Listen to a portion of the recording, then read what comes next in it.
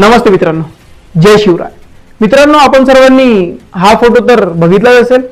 काय लिहिलं या फोटोवर? तो आला नव्हता त्याला आणला होता, तो मेला नव्हता त्याला मारला होता. मित्रांनो, जेव्हा शिवाजी महाराजांनी एका पाठोपाठ एक आदिलशाही किल्ले जिंकायला सुरुवात केली तेव्हा त्यांना हे ठाऊक होतं की आदिलशाह शांत बसणार नाही. आणि झालं देखील तसंच.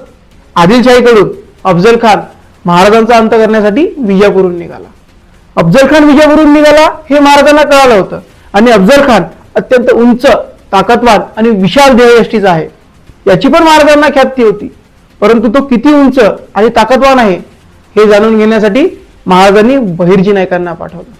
बहिर्जी नाईक हे एका मुस्लिम फकीराच्या वेशात खानाच्या छावणीत गेले आणि तिथे त्याला आलिंगन देऊन त्यांनी त्याची देहयष्टी मापली. आणि एवढंच नाही तर महाराजांनी वैद्यबुवांना पण बोलवून घेतले आणि वैद्यबुवांकडून मानवी शरीरातील 5 अशी मर्मस्थाने माहिती करून घेतली की जिथे वार केल्यास कितीही मोठा योद्धा धाराशायी झाला पाहिजे.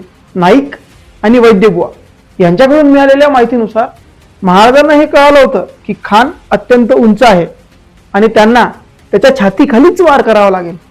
आणि तसंच हत्यार त्यांनी कृष्णाजींकडून बनवून घेतलं आणि ते होतं वाघनख. अफजल खान विजापूरहून निघाला, तुळजापूर, पंढरपूर उद्ध्वस्त केलं. हेतू एकच, महाराजांना उघड्या मैदानात ओढून आणायचं. पण महाराज शांत बसले होते. त्यांना ठाऊक होते उघड्या मैदानात खानाला पराभूत करणे थोडे कठीण आहे. आणि त्यांना ह्या गोष्टीची पण कल्पना होती की शिवशक्तीचं सामर्थ्य सह्याद्रीतच आहे.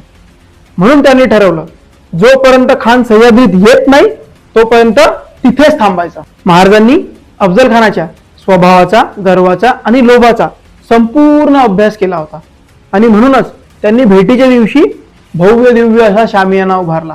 आपण त्याला वाट बघायला लावल्यास त्याचा संयम तुटेल आणि संयम तुटला की तो चुकीचे निर्णय घेईल आणि त्यातूनच आपल्याला विजयाची संधी मिळेल. आणि मग आला तो ऐतिहासिक क्षण. महाराज त्या शामियान्यात गेले. महाराजांना शामियान्यात बघून खान पुढे सरसावला. त्याने राजाला आलिंगन दिले. आलिंगन देऊन त्याने राजावर कठियारचा वार काढला. पण महाराजांनी चिलखत घातले होते. त्याचा वार हुकला आणि जसा त्याचा वार हुकला तसा संधी साधताच महाराजांनी असा वाघनखाचा वार काढला की पार त्याचा पुतळाच बाहेर आला. आणि तो क्षण सह्याद्रीचा सिंह गर्जला होता. अहंकार, अन्याय, अत्याचार या सर्वाचा त्याने नाश केला होता. आणि म्हणूनच प्रत्येक मराठी माणूस अभिमानाने सांगतो, तो आला नव्हता त्याला आणला होता, तो मेला नव्हता त्याला मारला होता, 32 दाताचा बोकड माझ्या राजाने उभा फाडला होता. धन्यवाद. जय शिवराय.